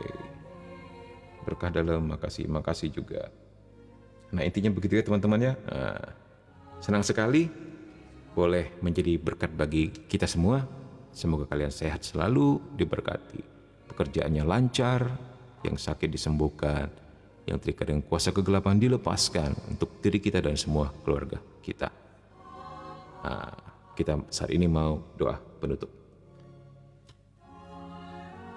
Terima kasih Min, sama-sama, God bless ya. Dalam nama Bapa dan Putra dan Roh Kudus. Amin. Tuhan, terima kasih untuk berkat, untuk cintamu, untuk pengetahuan-pengetahuan baru yang kau berikan kepada kami. Buatlah kami Tuhan makin mengerti, makin faham apa yang menjadi kehendak-Mu dalam hidup kami. Biarlah semua yang kami peroleh pada malam hari ini berguna bagi keselamatan jiwa kami, bukan hanya bagi kami sendiri, juga kami bagikan kepada teman-teman, kepada kerabat, kepada saudara kami. Berkati kami senantiasa Tuhan dengan segala kesehatan, dengan kecukupan, dengan kelancaran segala sesuatunya. Dan seandainya kami harus bertempur, bergumul, bergelut dengan penderitaan, berikanlah kami ketabahan dan kekuatan untuk pada akhirnya kami dimenangkan bersama Engkau yang telah menderita dan bangkit dalam kemenangan. Bunda Maria, doakan kami selalu pada Putramu, para malaikat dan orang kudus. Temanilah kami senantiasa dalam persiarahan kami di dunia ini. Kemudian kepada Bapa dan Putra dan Roh Kudus, seperti pada permulaan, sekarang, selalu, dan sepanjang segala abad. Amin. Dalam nama Bapa dan Putra dan Roh Kudus. Amin. Oke teman-teman, God bless you. See you